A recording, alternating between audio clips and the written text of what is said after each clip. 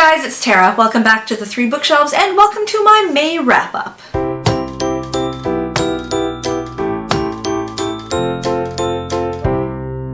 First things first, you may notice a big improvement in the quality of this video. That is because I finally decided to try out my husband's DSLR.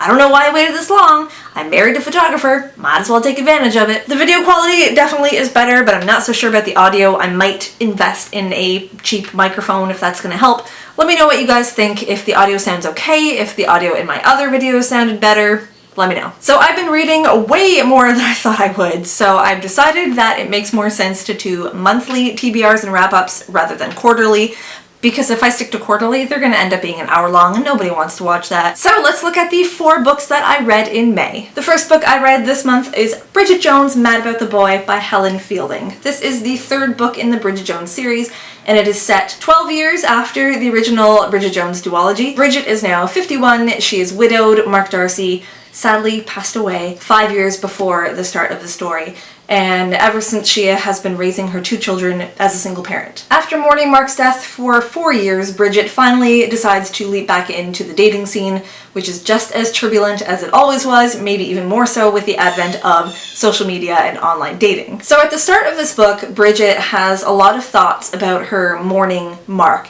and that gives this book a much more serious and much more dark tone. It's definitely not what you would expect in a Bridget Jones book. But other than that aspect, this is a total rehash of the first book. Bridget binge eats and drinks to drown her sorrows. She has disastrous dating experiences and subsequently obsesses over dating self-help books.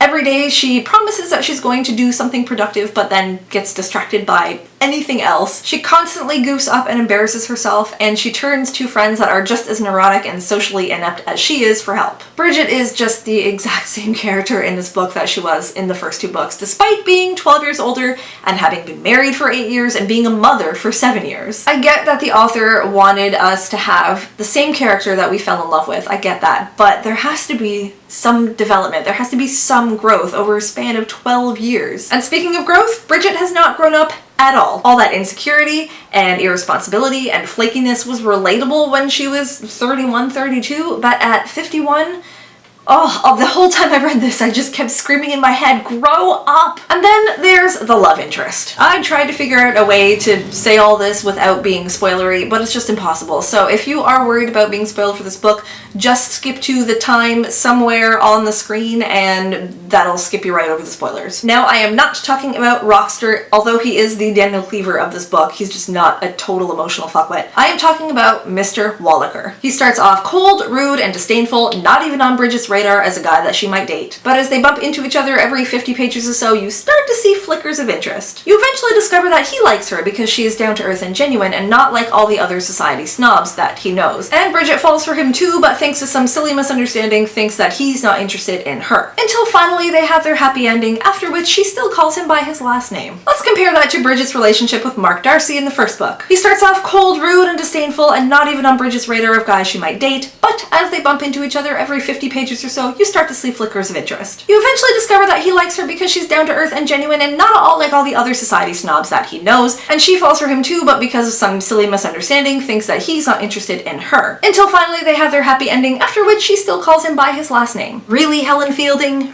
Really? This book started out strong with a much more serious edge that gave the story a lot more emotion, a lot more meaning, but it all went downhill from there. The more I read, the more I did not like this book. And once I was done, I was incredibly, incredibly disappointed. I never thought I would give a Bridget Jones book 2 stars, but 2 stars. Helen Fielding, you should have just let sleeping dogs lie. Next, I read Artemis by Andy Weir. Artemis is the first and only city on the moon, and Jazz Bashar makes her living there by being a smuggler, until one of her clients gives her a great offer. One job, she'll be filthy rich, if she doesn't mind breaking a whole bunch of laws to do it. But the job quickly turns into much more than she bargained for, and she finds herself wrapped up in a conspiracy for control of Artemis itself. I don't know if it's just Andy Weir's style or if he was purposely trying to recreate the magic of The Martian, but the whole watch me do science thing that worked so well on The Martian does not work in Artemis. Watching Mark Watney use science to stay alive in The Martian was riveting, but I give zero shits about Jazz's welding, or the structure of the bubble walls of the city, or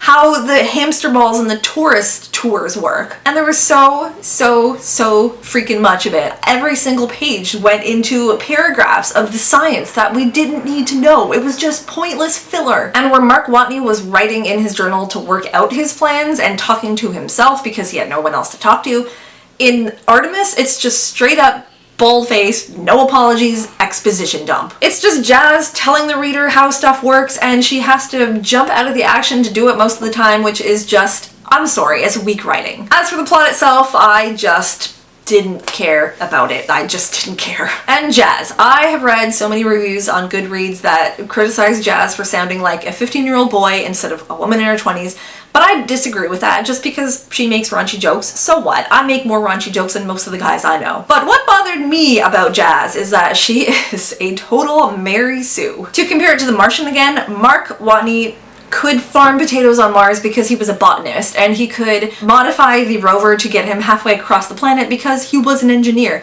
But Jazz is just an expert at everything when she has zero reason to be. She's some kind of welding prodigy because she helped her dad do welding like 10 years before. She teaches herself how to design complex electronics in an afternoon, basically by watching YouTube videos. She can pick locks, she can improvise bombs. She memorizes this massive layout of pipes that she herself calls complicated as hell in like 15 seconds.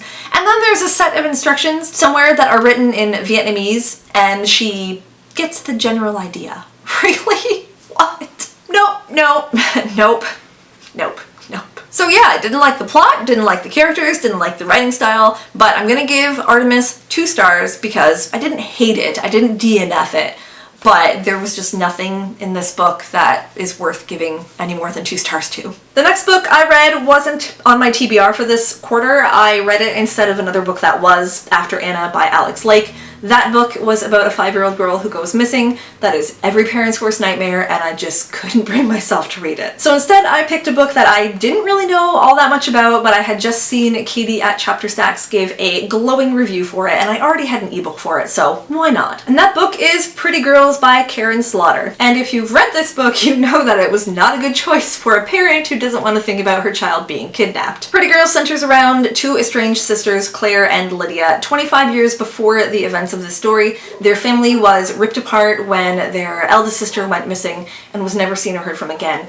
And shortly after that, Claire and Lydia had a brutal falling out, completely cut each other out of their lives. In the present day, they are brought back together when Claire's husband suddenly dies, and they start to find connections between his murder and their sister's disappearance. The first half of Pretty Girls absolutely gripped me. Could not put it down. The characters were so well developed, the plot was going in a direction I didn't anticipate, and the plot twist just kept coming. Unfortunately, second half was not nearly as good. The plot really slowed down after about the 60% mark, and it got to the point where I was just skimming page after page because either nothing was happening or it was the same explicit description of torture that I'd already read in this book 10 times before. Major trigger warnings for this book, by the way. Rape, murder, torture, it ticks every box. This book is not for the squeamish. That stuff usually doesn't bother me, but there was so damn much of it and in such explicit detail that it actually started to make me feel uncomfortable. 1 or 2 descriptions of that kind of torture would be enough to shock the average reader and to satisfy those like me who love horror, but it went so far beyond 1 or 2 descriptions. Reading that kind of stuff over and over and over again, it's just not enjoyable and it's not necessary. It's like ice cream. Even if you love ice cream, if you eat 10 gallons of it in one sitting, you're gonna get a stomachache. Yeah, I just compared torture to ice cream.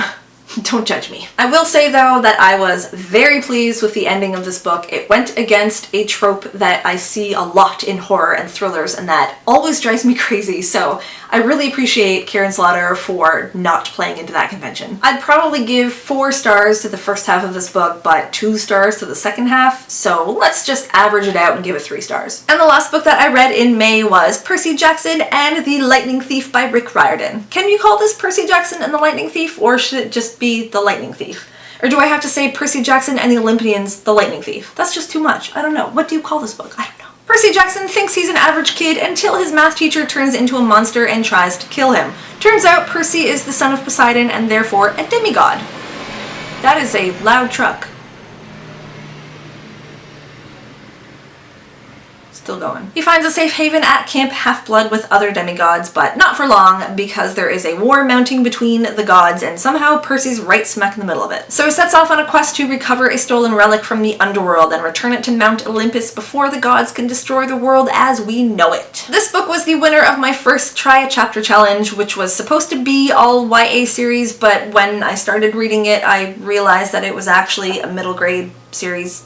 Oops. On the surface, this book is a lot like Harry Potter and the Philosopher's Stone. A young boy discovers he has special powers, he leaves home to learn how to use them, he takes on a quest to recover a stolen magical item with the help of a bumbling male friend and a know-it-all female friend. He battles a bad guy who is actually just the pawn of another bad guy, and at one point he even has to pacify a three-headed dog. Yet The Lightning Thief is entirely its own story, and Percy Jackson is entirely his own character. This book is light and silly and so much fun, and I honestly loved it. There were a couple of things that annoyed me, like how long it took everyone to figure out that Percy was the son of Poseidon. I mean, he could manipulate water. He did it like 3 different times. Who else's son is he gonna be? And I thought the whole quest was a little too easy. He's this 12-year-old kid. He's just discovered he's a demigod. He's been in sword fighting training for like 10 days. He should not have been able to hold his own against any of the monsters that he went up against, but he did. Still, I thoroughly enjoyed this book. It was definitely the best book that I read in May, and I'm so glad that it won the Try a Chapter challenge. Even though it's a middle grade book and not a YA series, I don't really care. I'm gonna give The Lightning Thief 4 stars, and I am definitely gonna be continuing with this series. And those are the 4 books that I read in May, and not even all of May. I read those in like the first 3 weeks of May. 4 books in 3 weeks, and not just skinny little middle grade novels or graphic novels like I cheated with the last 2 months. 4 full-length, legit novels. I am on a roll. Let me know down below if you read Karin Slaughter books. Is there another one you think I might like better than Pretty Girls? And if you are a fan of Percy Jackson, which of the Olympian series do you like the best? And that is all I have for you guys today. Thank you so much for watching the video. If you liked it, give it a big ol' thumbs up and subscribe to my channel if you haven't already. You know what to do. And until next time, everybody, happy reading. Bye-bye.